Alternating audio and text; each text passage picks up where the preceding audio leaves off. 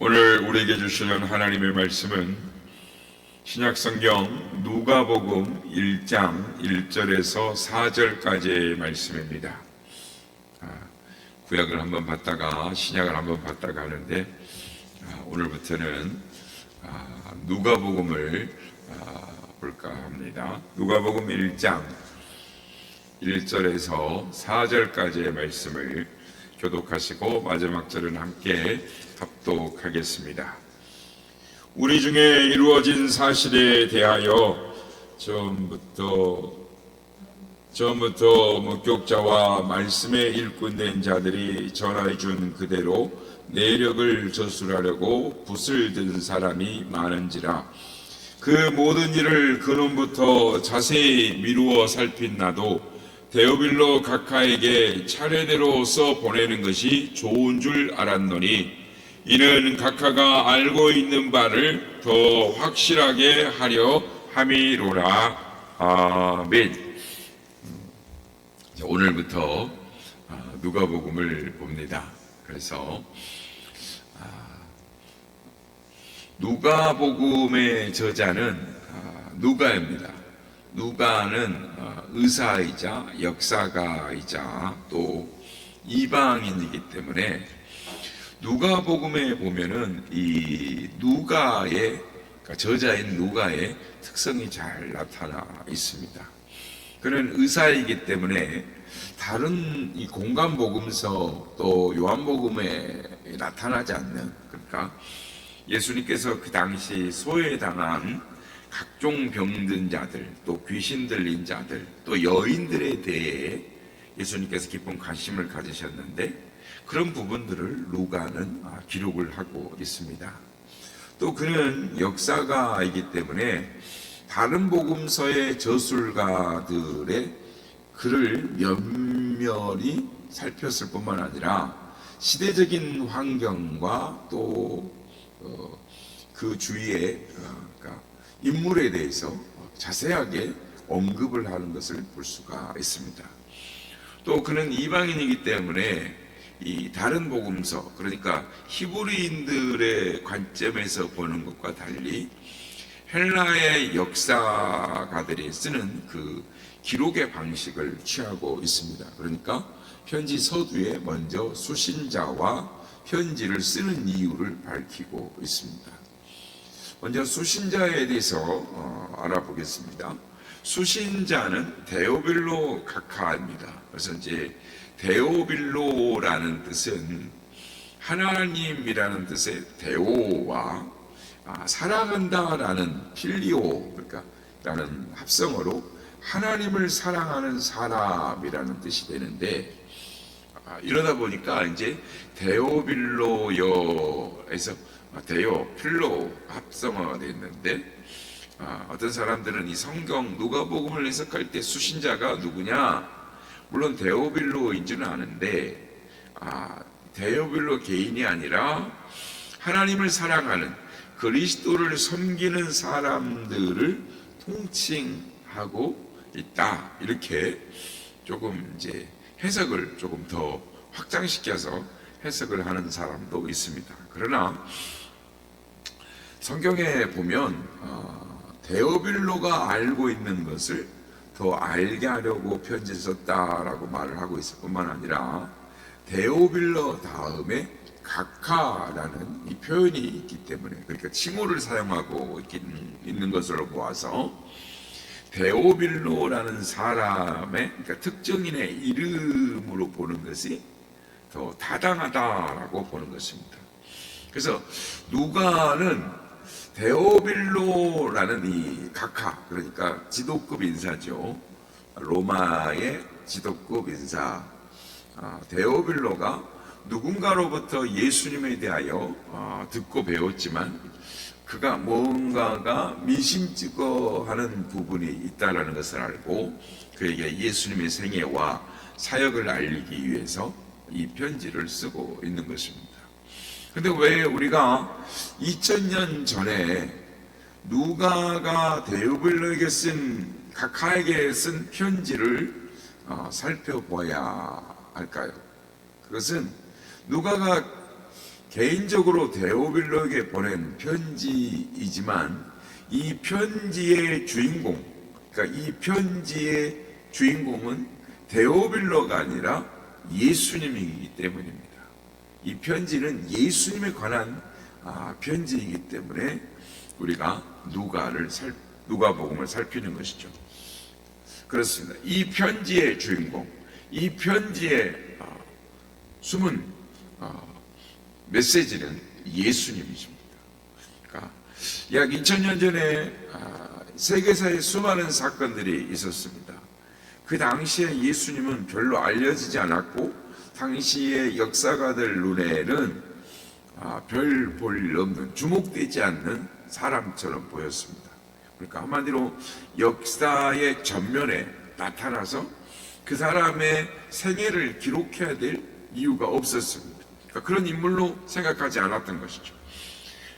조금 더 예수님에 대한 정보를 듣는다면 그가 단지 나사렛에서 자라서 갈릴리 중심으로 하나님 나라의 사역, 하나님 나라를 소개하다가 33세의 젊은 나이로 생을 마감한 젊은 청년에 불과한 것 정도 예수님에 대하여 알려져 있는 것이죠. 그런데 여러분, 사실 예수님이 어떤 분이십니까? 예수님은 역사의 기원 전과 기원 후를 나누는 분기점이시죠. 그러니까 BC와 AD, Before Christ, 또 아노 도미네 이렇게 해서 예수님 오시기 전, 예수님 오신 후 이렇게 나누기도 합니다. 또는 역사를 history라고 하죠.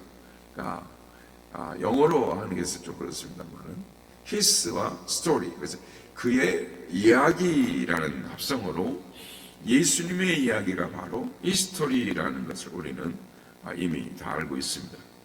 그렇다면 예수님은 당시의 역사를 기원 후, 기원 전으로 나누는 분기점만 되시는 분이십니까? 아니죠.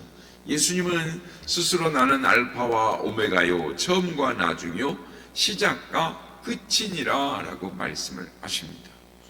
예수님께서 자신을 이렇게 말씀하신 것은 예수님이 곧 하나님이시다라는 것을 말씀하시는 것입니다.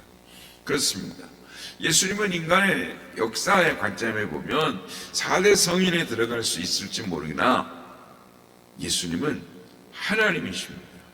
그러므로 우리도 누가가 데오빌로에게 보낸 편지를 통해서 하나님께서 이 땅에 어떻게 인간으로 오셨고 또 인간으로 오셔서 인류를 구원하시는 이 방법이 무엇인지, 어떻게 구원하시는지를 살펴볼 필요가 있는 것입니다. 오늘 보면 누가복음 1장 1절 2절에 보면은 누가는 이렇게 말합니다. 우리 중에 이루어진 사실에 대하여 처음부터 말씀의 목격자가 되고 일꾼된 자들이 전하여 준 그대로의 내력을 저술하려고 붓을 든 사람들이 많았다, 이렇게 말을 합니다. 그런데 여러분, 우리 중에 이루어진 일들이 무엇일까요? 좁게는 그분의 십자가와 부활에 관한 이야기죠. 넓게는 예수님의 생애와 또 사역을 말하는 것입니다. 즉 예수님께서 어떻게 태어나셨고 그분이 어떻게 사역을 하셨고 어떻게 사셨고 언제 죽으셨고 어떻게 죽으셨고 어떻게 다시 살아나시고 승천하셨는가를 말하는 것입니다.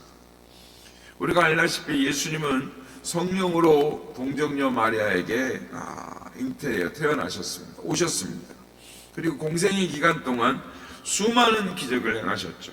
죽은 자를 살리기도 하시고 물 위를 걷기도 하시고 보리떡 5개와 물고기 2마리로 오병이어의 기적, 수천 명이 아니라 적어도 한 15,000명 정도의 사람들, 그들을 먹이셨죠. 십자가에 못 박혀 돌아가셨지만 3일 만에 다시 살아나셨습니다. 인류 역사 이래에 이러한 삶을 산 사람은 아무도 없습니다. 인간적인 면으로만 봐도 인류 역사에 그런 사람은 없어요. 한마디로 예수님의 생애, 예수님의 사역은 신비인 것입니다. 그러니까 인간으로서 할 수 없는 일이에요. 어떻게 저렇게 할 수 있지? 죽은 자를 살리기도 하고 오병이의 기적을 하기도 하고 풍랑이 있는 바다를 잔잔케 하기도 하고 물 위를 걸어오시기도 하고 그리고 마지막에는 하늘로 죽은 자 가운데 3일 만에 살아나시고 부활하시고 하늘로 승천하시는 사건, 이건 인간이 할 수 있는 일이 아니죠. 그러니까 이 일은 신비인 것입니다. 그런데 이 신비스러운 사건에 이런 일에 대해 목격자가 있었고 일꾼된 자들이 있었다라는 것입니다. 그들이 누구입니까? 바로 예수님의 공생의 사역 초기부터 3년간 함께 따라다니면서 예수님의 고난과 십자가와 죽으심, 부활을 목격한 자들입니다. 그분의 제자들, 그리고 그분을 따라다녔던 수많은 여인들인 것이죠. 이것을 통하여 우리가 알 수 있는 것이 무엇입니까? 예수님의 생애, 예수님의 사역은 신비라는 거예요. 신비인데 그건 황당무계하거나 지어낸 이야기가 아니라 그것은 사실이라는 것입니다.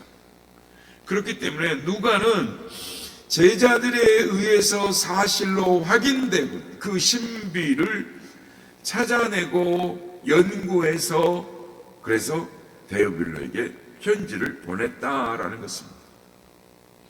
그런데 우리가 여기서 주목해야 할 사건이 있습니다. 그것은 하나님께서 그 신비한 것을, 예수님의 신비한 사역을 사람을 통해서 전달하고 계신다라는 것입니다. 예수님께서 동정녀 마리아에게서 나시고 십자가에 못 박혀 돌아가시고 다시 살아나시고 부활하시고 승천하신 것은 신비 중에 신비인 것입니다. 하나님은 전능하신 하나님이십니다. 하나님은 전능하시기 때문에 이 사실을 얼마든지 신비한 방법으로 수많은 사람들에게 알리실 수 있습니다. 그런데 하나님께서 그렇게 하시지 않는다라는 것입니다. 그 사건을 직접 목격한 자들을 통해서 그들의 언어로 전파하셨습니다. 이걸 통해서 우리가 깨닫게 되는 것, 우리가 알아야 할 것이 있습니다. 그것은 하나님께서 복음 전파하는 일에 우리와 동역하기를 원하신다는 거예요. 하나님께서 우리를 사용하시기를 원하신다라는 것입니다. 그렇습니다. 하나님께서는 예수님께서 십자가에 못 박혀 죽으시고 부활하신 사실, 즉 복음을 우리와 함께 동역하기를 원하신다. 우리를 통하여, 부족한 우리를 통하여, 전도에 미련한 것을 통하여 복음을 널리 전파하시기를 원하신다라는 것입니다. 우리는 예수님께서 부활하셔서 마지막으로 승천하시면서 하신 말씀을 기억하고 있습니다. 복음서마다 다 다릅니다만 누가 복음에만 나오는 말씀이 있습니다. 오직 성령이 너희에게 임하시면 너희가 권능을 받고 예루살렘과 온 유대와 사마리아와 땅끝까지 이르러 내 증인이 되리라 하신 말씀이 누가복음에 나와 있습니다. 누가복음에? 그 말씀은 사도행전 아닙니까? 맞습니다. 그런데 이 말씀과 동일한 말씀이 누가복음 24장 마지막 장 49절에 주님이 말씀하십니다. 볼지어다 내가 내 아버지께 약속하신 것을 너희에게 보내리니 너희는 위로부터 능력으로 입혀질 때까지 이 성에 머물라 라고 말씀하십니다. 성령이 너희에게 임하시면 너희가 권능을 받고 성령이 위로부터 입혀질 때까지 이 성에 머물라 라고 하십니다. 누가복음은 이렇게 맞춰지는 것입니다. 사랑하는 성도 여러분, 오늘부터 우리가 누가복음을 또 묵상할 것인데 누가가 우리에게 전한 성령의 능력을 받아 복음의 증인, 하나님께 쓰임받는 그것을 사모하시는 우리 모두가 다 되시기를 예수님의 이름으로 축복합니다.